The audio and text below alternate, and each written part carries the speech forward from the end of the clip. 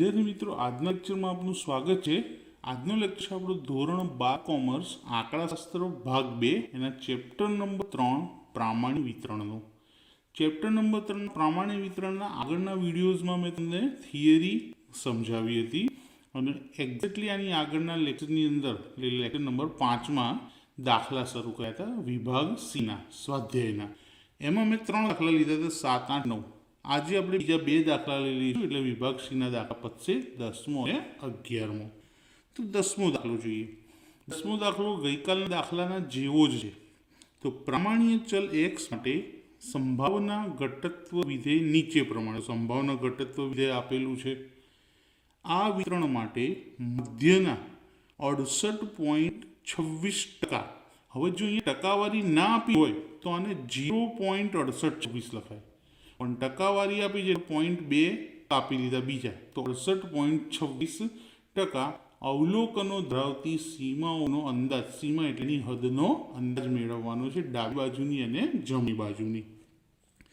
તો સૌથી પહેલાં તો આપણને જે સંભાવના ઘટત્વ વિધેય આપેલું છે f of x is equal to 1/10 રૂટમાં 2π ઇન્ટુ ની -1/2 બ્રેકેટમાં x -100/10 ની 2 ઘાત।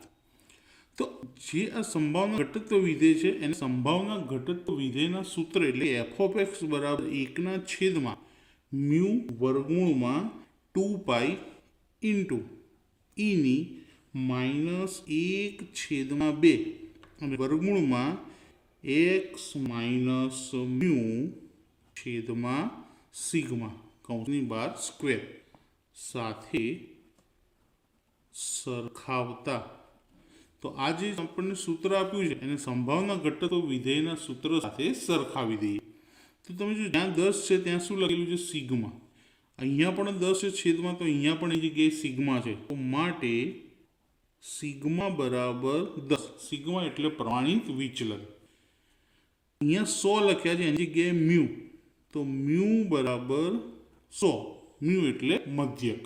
તો આ સૂત્ર પરથી આપણને 2 કિંમત મળી, મ્યુ અને સિગ્માની। હવે શું શોધવાનું છે કે વિતરણ માટે મધ્યના 68.26% અવલોકનો ધરાવતી સીમાનો અંદાજ। તો અહીંયા લખીએ કે વિતરણ માટે મધ્યના 68.26% અવલોકનો ધરાવતી સીમાઓનો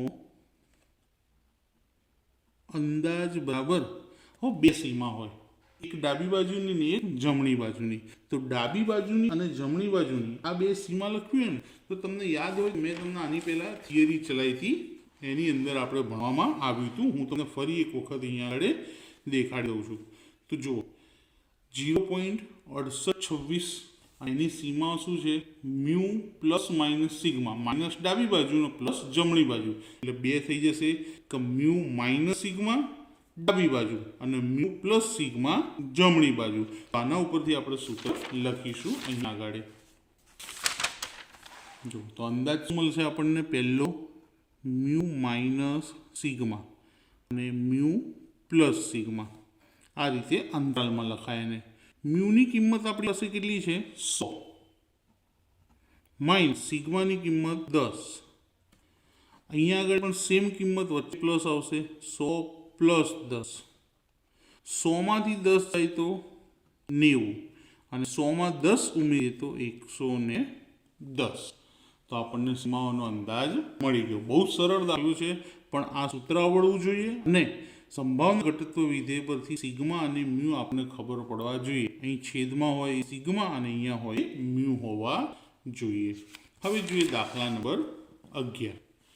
11મા દાખલાની અંદર આપણને શું કહેવામાં આવ્યું છે તે જોઈએ કે પ્રામાણિક ચલની કિંમત 0 અને z પ્રાપ્તાંક z1 ની વચ્ચે હોવાની સંભાવના। તો 0 અને z1 ની વચ્ચે, તો એને સંકેતમાં આ રીતે લખી શકાય, સંભાવના એટલે p કહેવાશે, 0 less than or equal to z અને less than or equal to z1। તો 0 અને z1 ની વચ્ચેની બરોબર, એ નીચે ઇક્વલ કરવા પડે. ખાલી ઇન્ફિનિટિવ આવતું હોય તો ઇક્વલ નહીં કરવાના, બાકી ઇક્વલ કરવા પડશે. અને એની સંભાવના શું આપી છે આપણે? 0.4950, એટલે 4950. તો ઝેડ પ્રાપ્તાંકની શક્ય કિંમતો શોધો. તો આપણને ઝેડ પ્રાપ્તાંકની શક્ય કિંમત શોધવી હોય ને તો કોષ્ટક બનાવીને શોધવું પડે આ રીતે. અને કોષ્ટકની અંદર પહેલાં વિગત લખી દઈએ, પછી આપણે જોઈએ. તો કોષ્ટકમાં શું કરીએ આપણે? પહેલું જે ખાનું છે એમાં શું આવશે? કોષ્ટક પરથી. ત્યારબાદ અહીંયા આગળ આપણે શું લખવાનું છે? ક્ષેત્રફળ કહી શકાય અથવા સંભાવના કહી શકાય. તો ક્ષેત્રફળ લખીએ, અથવા બીજું શું કહી શકાય? એને સંભાવના પણ કહી શકાય. અને ત્રીજામાં આવશે ઝેડ પ્રાપ્તાંક, જે આપણે શોધવાનું છે તે. હવે કેટલું આપેલું છે પ્રાપ્તાંક? ક્ષેત્રફળ કેટલું આપેલું છે? 0.4950. તો આને ક્યાં શોધાશે?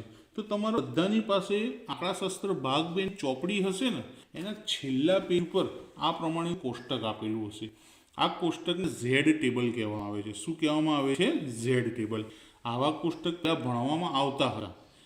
લોગેરિધમ, એન્ટી લોગેરિધમ એટલે કે લઘુગુણકના કોષ્ટકો આવતા હતા, પણ અત્યારે હાલ આપણે આવતા નથી, કોર્સમાંથી કાઢી નાખ્યા છે. એના જેવું જ એક છે, શું કહેવાશે? આને ઝેડ ટેબલ કહેવાશે. શું કહેવાશે? ઝેડ ટેબલ, અથવા ગુજરાતીમાં કહેવાય ઝેડ કોષ્ટક, પ્રામાણ્ય કોષ્ટક. હવે ઝેડની કિંમતો અહીંયા આપી છે ડાબી બાજુ અને અહીંયા ઉપર. જ્યારે આ 4 આંકડાની જેટલી બી કિંમતો છે, આ બધું જ ક્ષેત્રફળ અથવા તો સંભાવના છે. આ 4 આંકડાની કિંમતો છે એ શું છે? ક્ષેત્રફળ અથવા તો સંભાવના. અને બધાની આગળ પોઈન્ટ મૂકેલા છે, જુઓ. એટલે કે બધી સંખ્યા 0 પોઈન્ટમાં છે. બધામાં 0 પોઈન્ટ ના લખવા પડે, જગ્યા બચી જાય, એટલા માટે એમણે બધામાં આગળ એક પોઈન્ટ મૂકે. સમજી લેવાનું કે બધું 0 પોઈન્ટ આપેલું છે. હવે આપણને સંભાવના શું આપેલી છે દાખલાની અંદર? કે 0.4950. બીજી એક વાત, બધી જ સંભાવના ચડતા ક્રમમાં છે, ધીમે ધીમે સંખ્યા વધતી જ જાય. તો આપણે ધીમે ધીમે વધતા જોઈએ. 4900 તો 950 અહીંયા આવે છે, જો આ રહ્યું 4949 અને 4951. આ બેની વચ્ચે 4950 આવશે, 4949 અને 4951, આ બંનેની વચ્ચે 50 આવે. તો આપણે કોષ્ટકની અંદર બંને કિંમત લખવી પડશે. કેમ? કારણ કે એક્ઝેક્ટલી 4950 મળતા નથી, એટલા માટે. તો કોષ્ટકની અંદર આપણે લખીએ